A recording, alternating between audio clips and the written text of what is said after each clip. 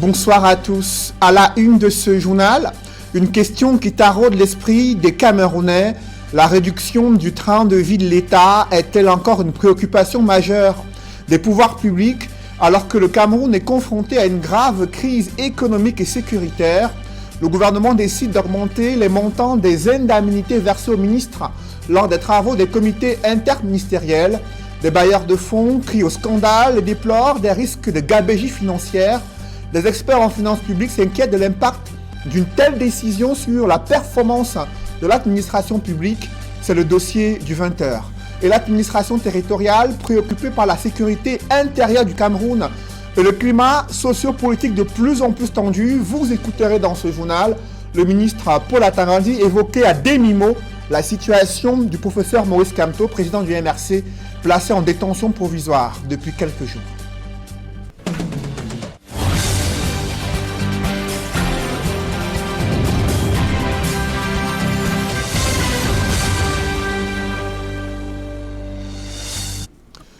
Merci de suivre cette édition complète de l'information sur Equinox Télévision.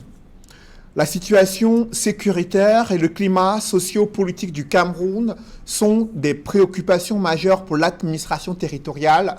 Les 10 gouverneurs des régions sont réunis autour du ministre Paul Atangandi afin d'évaluer cette situation sécuritaire et le climat sociopolitique. Le ministre de l'administration territoriale n'a pas manqué à demi-mot de tenser le président du MRC placé en détention provisoire depuis quelques jours. Des précisions avec Emmanuel Diop et Gizgo. La première conférence semestrielle des gouverneurs pour l'année 2019 s'est ouverte à Yaoundé sous la présidence du ministre de l'administration territoriale qu'entouraient les ministres des travaux publics, de la fonction publique, le délégué général à la sûreté nationale et le secrétaire d'État à la défense chargé de la gendarmerie. Sans détour, le patron de la territoriale a critiqué frontalement ceux qu'il considère comme des fauteurs de troubles dans l'opposition sans jamais les nommer. Face aux menaces de déstabilisation ou de remise en cause des institutions républicaines, devenu le sport favori de certains politiciens véreux en quête de notoriété, force doit rester à la loi. Sur aucun prétexte, l'état de droit et la revendication des libertés publiques ne sauraient signifier l'anarchie et le désordre. Mettant alors en avant l'impératif de la préservation de l'ordre public, il a affirmé qu'ils se heurteront à la rigueur de la loi. Le maintien de l'ordre doit être conduit avec courage, détermination et fermeté. Aucun espace ne doit être accordé aux fauteurs de troubles qui, en toutes circonstances, doivent se heurter à la rigueur de la loi. Abordant la question des échéances électorales de l'année 2019, dont les municipales, législatives et régionales, il a appelé les chefs de terre à se montrer prêts à accompagner Elekam dans ce processus. En attendant que le calendrier de ces éventuelles élections, les gouverneurs doivent déjà créer des conditions favorables pour la tenue probable de ces échéances électorales, du reste attendues par tous les acteurs politiques. Les travaux de cette première conférence semestrielle des gouverneurs pour l'année 2019, placée sous le thème « Autorité administrative et renforcement de la sécurité des personnes et de leurs biens », ont également été marqués par des communications de certains membres du gouvernement.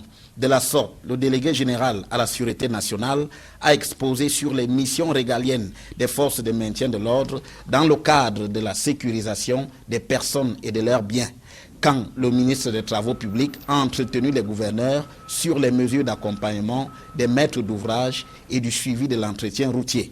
Enfin, le ministre de la fonction publique a planché sur l'évaluation du fonctionnement des conseils régionaux des disciplines.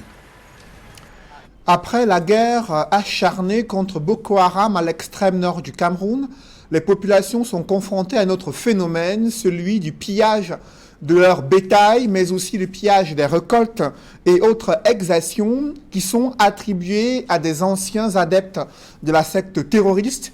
Ils sont adolescents et ont décidé de revenir à la vie civile et pourtant leur réintégration à la vie sociale se pose avec acuité dans la région de l'extrême nord. C'est le constat que font nos reporters Amadou Daïrou et Jean-Paul Chouniat.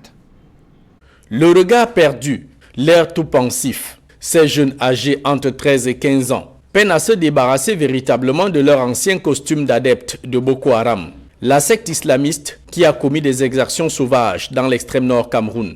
Retournés à la vie civile, la majorité d'entre eux continuent de perpétrer des pillages en bande, vol des récoltes et troupeaux des habitants des différents villages. En tant que difficulté que je croise souvent, les retours de nos enfants qui viennent dans le village pour ramasser nos bagages et nos biens, et nos vêtements, et nos engrais que nous avons cultivés aussi sont en train de ramasser parce qu'ils n'ont rien à manger dans la brousse. Leur forfait commis, ils reprennent le chemin de la broussaille, maintenant des villages entiers dans une insécurité inquiétante.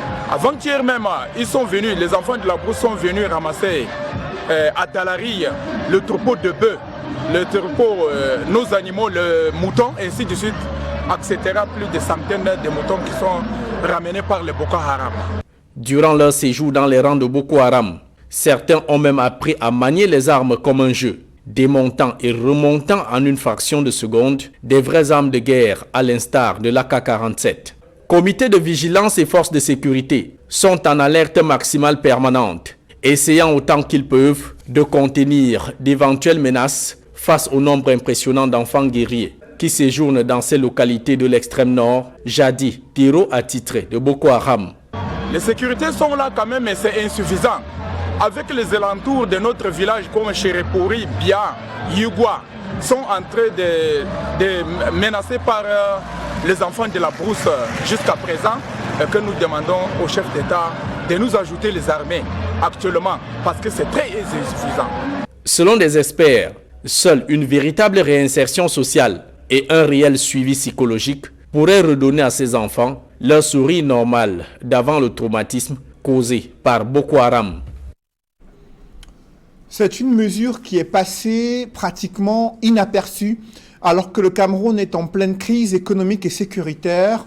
Le gouvernement décide d'augmenter le montant des indemnités versées aux ministres lors des travaux des comités interministériels.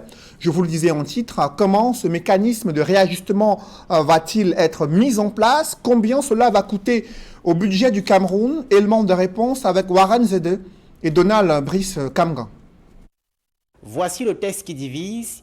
Il a été publié le 5 février dernier par le Premier ministre et fixe le montant des indemnités de session versées aux membres des comités et groupes de travail ministériels. L'arrêté de Joseph Dion-Gouté maintient tout d'abord, pour ce qui est des comités et groupes de travail interministériels, les frais de session initialement en vigueur, 200 000 francs CFA pour les présidents, 175 000 francs pour les vice-présidents, 150 000 pour membres et experts, 125 000 pour les coordonnateurs de secrétariat, 100 000 et 50 000 francs CFA respectivement pour les membres du secrétariat et personnel d'appui.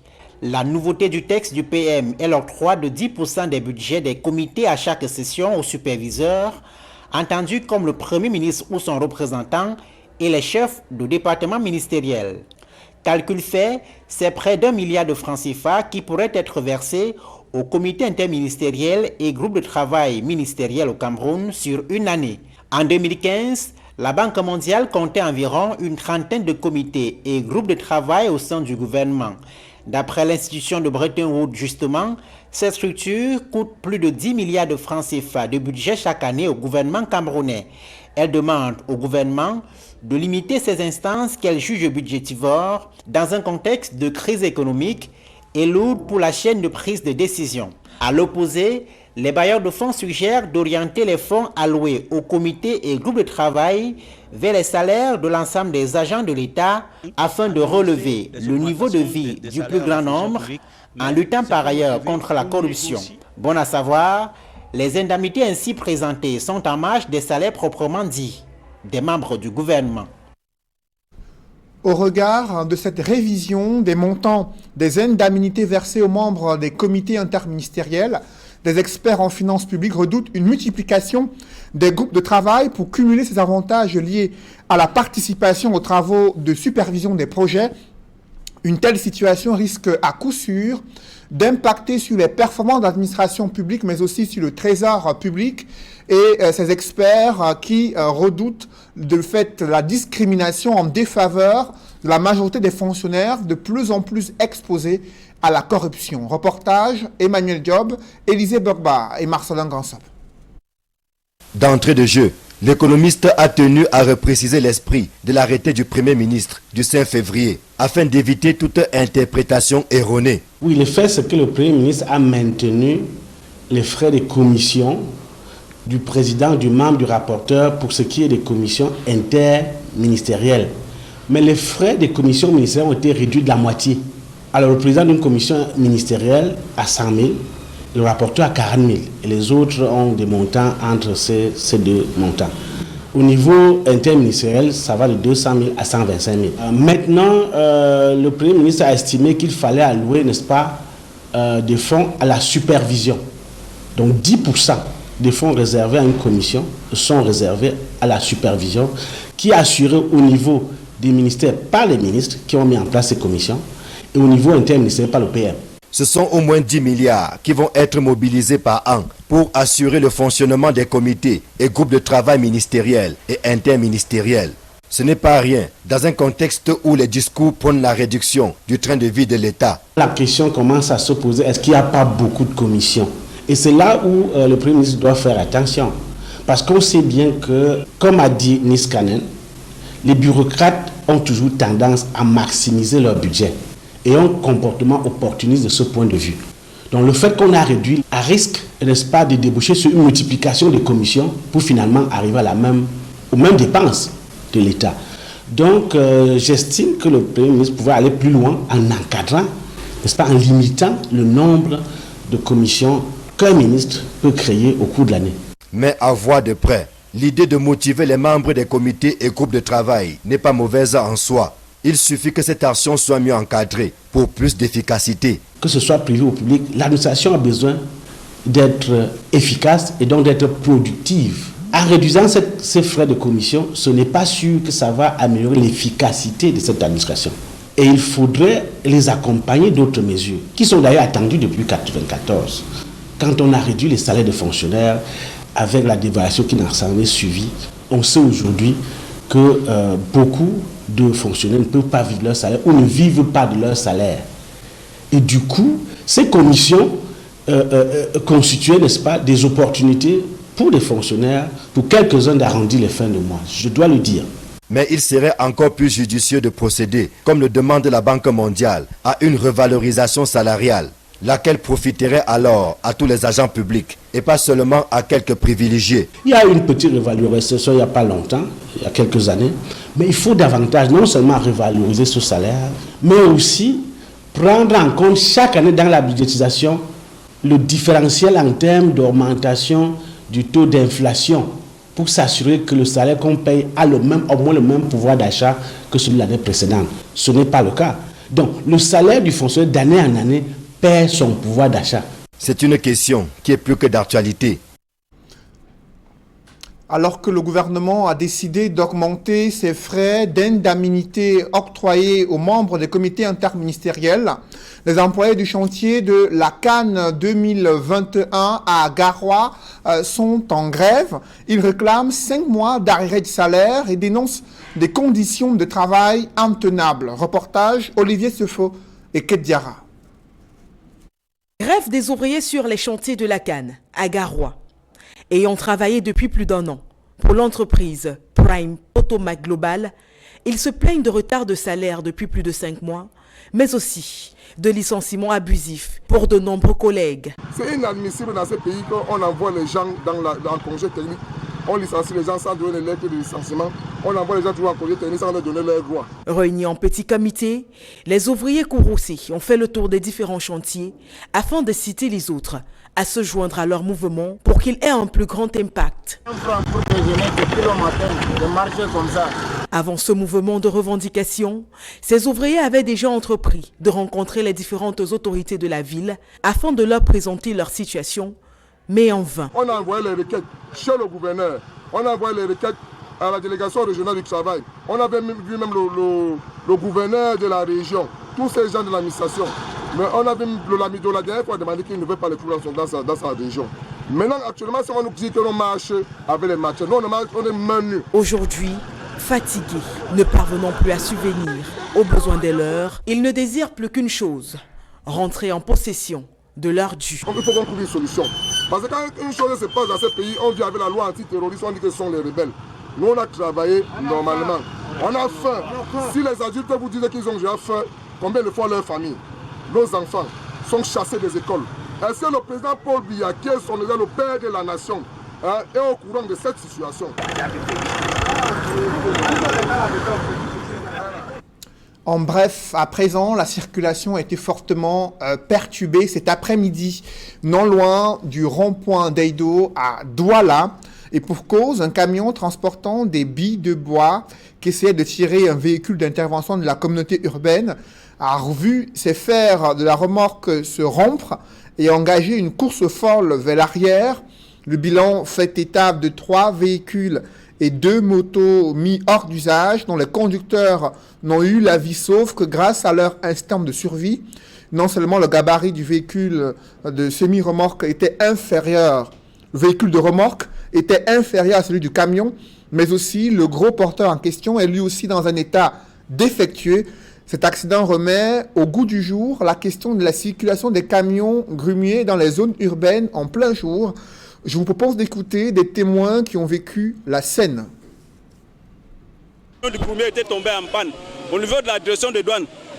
Les gens de la communauté urbaine sont venus avec leur camion de remorque pour remorquer une voiture, traverser la ville, en pleine ville. Lorsqu'ils sont arrivés ici, ça a lâché. Les gens ont vu comment le camion descendait. Beaucoup de gens ont abandonné leur voiture et fuient même. Oui. Oui, le gars de camion, ils ont dit avec le chauffeur, ils ont négocié. Le gars de la camion a demandé 100 000. Le chauffeur a dit que nous n'avons pas 100 000. Ils ont demandé 50 000. Le chauffeur dit que là, 5 ans, ils ont refusé. Ils ont embarqué la voiture. Le chauffeur a maintenant pris la moto. Les chauffeurs sont là, tout le monde sont là. Il était derrière, le camion était devant. Il n'y avait personne dans le camion. Arrivé ici, ça a lâché. Heureusement que les gens ont vu comment ça rentrait. C'est qu'il y a eu des morts ici, là. Grave. Mais c'est impossible. On est où là? Quand il rentrait de l'école, le camion, il a commencé de là, il était en train de monter avec le camion ici là. Subitement au niveau d'ici là, comme il y a une bosse là, quand le camion blanc là est monté sur la bosse, les 2 cadavres qui supportent la roue là ont lâché. C'est pour cela que le camion a baissé jusqu'ici là. Au niveau d'ici là, il y avait 2 voitures. Les chauffeurs qui sont là-bas, l'autre chauffeur qui est là-bas, il a réussi à sortir, mais les 2 motos se sont coincées. C'est à la grâce de Dieu que je suis sorti dans cet grave accident et on est en train de rouler dans les embouteillages et tout de suite je vois un camion avec les billes de bois qui était en train de remorquer par le remorqueur de la société, de la commune urbaine de Douala. Et une fois les gens ont commencé à crier, quand je constate que ça venait vers moi, j'étais déjà coincé et par la grâce de Dieu je suis sorti et je remercie Dieu pour tout. Dans le reste de l'actualité, une déplacée interne de la crise anglophone lance un cri de détresse. Eldrine, 20 ans, vient de mettre au monde des quadruplés loin de son Lebialem natal, là où elle a fui les violents combats entre des groupes armés séparatistes et les forces de sécurité. Internée à l'hôpital gynéco-obstétrique de Yaoundé, elle peine à payer les factures de sa prise en charge et celles de ses enfants. Reportage, Élisée Bogba et Marcelin Gansop.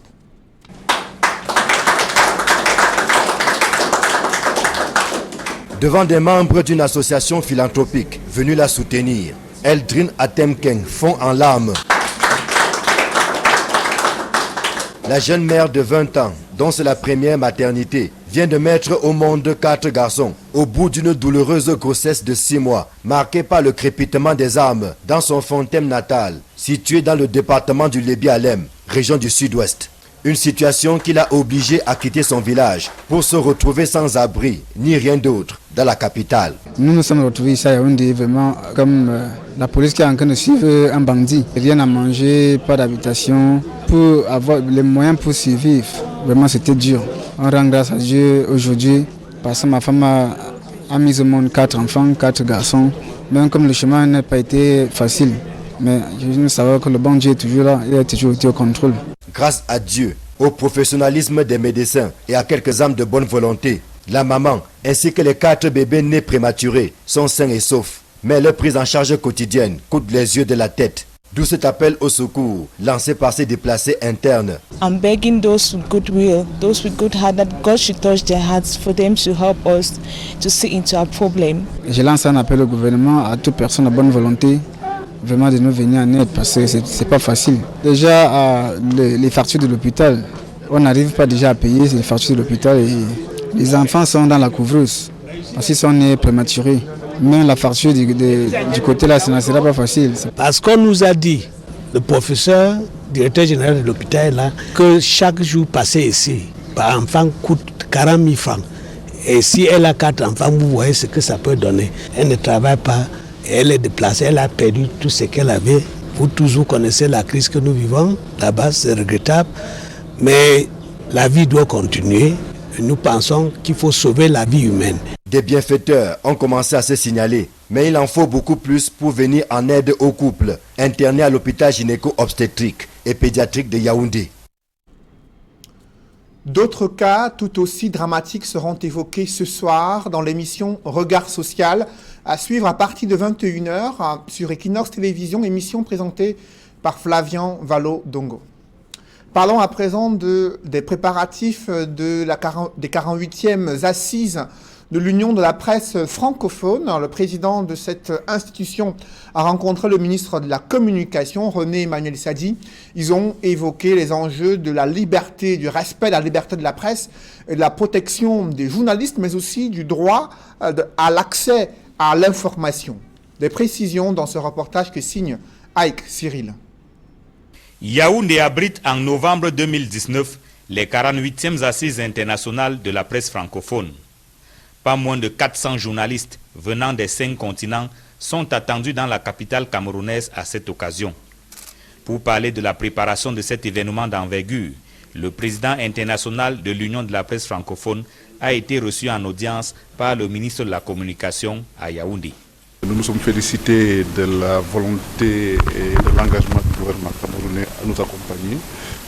Déjà, son Excellence, le président de la République du Cameroun, son Excellence M. Paul Biya, a eu à accepter le parrainage de ces 48e assises.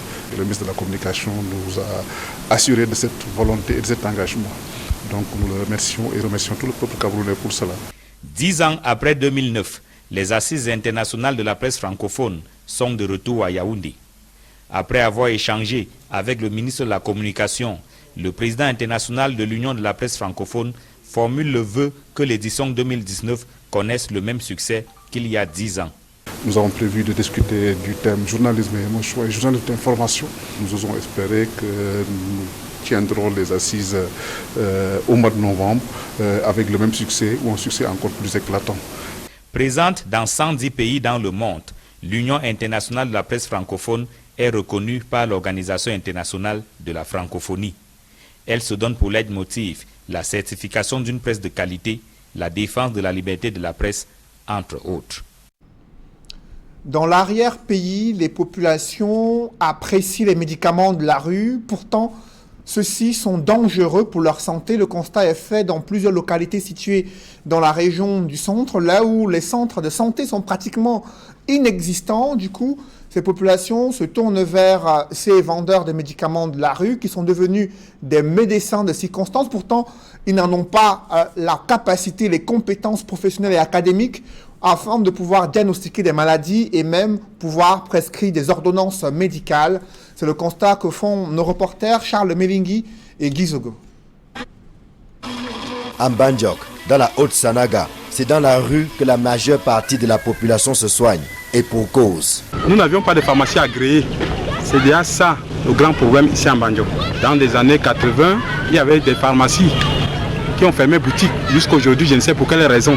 C'est pourquoi aujourd'hui la population se retourne vers ces pharmacies de la rue qui nous vendent du poison à tout vent. Un poison qui ne cesse de faire des victimes, au vu et au su de tous. J'avais demandé à un vendeur, toujours un docteur, communément appelé, s'il pouvait me trouver quelque chose qui pouvait soulager toujours mon mal de dents. Il m'avait donné 2 comprimés en me prescrivant qu'il fallait que je mange d'abord avant de consommer parce que c'était très tôt le matin. Et quand j'ai consommé, tout de suite je suis tombé où j'avais perdu connaissance. C'est après qu'un voisin était venu découvrir que c'était le tramadol, si c'est le tramadol, si c'est le tramol, je ne sais pas. Doit-on donc traquer les docteurs de la rue comme ils se font appeler? La population est divisée sur la question. C'est d'autant que les médicaments prescrits dans les structures sanitaires ne sont pas toujours disponibles. Parce que le temps, n'est-ce pas, de quitter ici pour aller acheter un médicament, par exemple, au Bala, est-ce que ça va vous attendre? La population va souffrir, il y aura des morts. Il n'y a pas de contrôle, aucun contrôle sanitaire. Pourquoi? Parce qu'on va faire comment? C'est le seul mot que les Camerounais ont trouvé. On va faire comment? On se débrouille. C'est dans un tel environnement où l'ouverture d'une ou de plusieurs pharmacies s'impose que le centre de santé intégré de Niassi reprend vie après plusieurs années d'hibernation. Vraiment, les mots me manquent, monsieur le sous-préfet. Parce que ce centre de santé était déjà abandonné. Raison pour laquelle je vais vous donner une doléance. N'ayant plus la force de faire pression sur les agents communaux qu'on a envoyés ici, que l'infirmier chef qui est là, après, ait des présences effectives et une fiche de pointage pour qu'on ait la lisibilité sur le travail. Voilà qui devrait rassurer les populations qui sont confrontées au quotidien à tout type de maladies. Dans ces centres, nous devons pouvoir offrir aux populations toutes les prestations sanitaires de droit et faire respecter la politique nationale avec tout ce que le ministère de la Santé publique, le gouvernement fait en termes de vaccination pour protéger nos enfants 0,5 ans, les femmes enceintes, en termes de lutte contre le paludisme qui reste encore la première cause de mortalité, la première cause de morbidité, la gratuité chez les enfants, la gratuité chez les femmes enceintes. En procédant à la réouverture de ce centre de santé, le sous-préfet de Bandiok, ici représenté par son adjoint, a invité les populations à savoir profiter de cet acquis, au lieu de recourir, comme c'est malheureusement le cas, aux tradis praticiens, marabouts et autres charlatans. Quand vous avez des petites maladies, ça peut sembler maladie à première vue, alors que c'est profond. Venez d'abord au centre de santé, avant d'aller chez le tradit praticien, la langue Mimbou, je ne sais pas comment vous les appelez ici. Je ne rejette pas leur utilité. Ils ont fait leurs preuves, ils ont sauvé les vies. Mais la sagesse voudrait quand même qu'on vienne d'abord dans un centre de santé. Quand l'infirmier va vous dire non, bon, vraiment cette maladie-là, j'ai un peu de doute, voilà, bon. Comprenez donc que c'est le moment de peut-être virer là-bas. Un message dont on espère qu'il n'est pas tombé dans les oreilles de sourds. Un reportage de Charles Mélingui et Marcelin Gansop sur les difficultés que rencontrent les populations pour se rendre dans des centres de santé et leur choix pour les docteurs dans les différentes rues où les médicaments de la rue sont vendus. Mesdames, Messieurs, c'est la fin de ce journal. Merci de l'avoir suivi. Juste après cette édition de 20h, retrouvez Serge Alain Auto et ses invités pour le débrief du journal sur le plateau d'Equinox Soir. Serge Alain. Conférence semestrielle des gouverneurs, Maurice Kamto s'invite dans le discours de Paula Tangandji. Le ministre de l'administration territoriale ne l'a pas nommément cité et pourtant il a évoqué ces hommes politiques de mauvaise foi qui tentent de déstabiliser le Cameroun et qui en ont fait leur sport favori. Il a rappelé avec fermeté au gouverneur de toujours opposer à la rigueur, d'opposer à ces hommes politiques la rigueur de la loi afin de préserver l'ordre public. Serge Alain. Qu'en 2021, dans le site de Garoua, silence en marche. La grogne sociale qui se fait entendre à Garoua, dans la région du Nord, là où des ouvriers sur les chantiers de construction des infrastructures sportives de la CAN 2021 sont en colère. Ils dénoncent des arrêts de salaire. Il y a une nouvelle répartition qui a été mise en place par le promoteur de cette structure qui se plaint de ne pas avoir les financements qui devaient être débloqués par l'État. Du coup, il a réduit les salaires d'environ 50 à 75% jusqu'à attendre la décision du gouvernement. Les ouvriers, eux, ils ont cessé le travail pour dénoncer ces conditions salariales insupportables. Voilà, madame, monsieur, c'est donc l'essentiel. L'Equinox Soir, deuxième partie, le temps du débrief. Bonne soirée à vous, Cédric. Bonne soirée à vous, Serge Alain. Rendez-vous lundi 20h. Rendez-vous lundi 20h. Madame, monsieur, dans un instant, la suite, Equinox Soir, deuxième partie, le débrief, toujours en compagnie de nos 4 invités.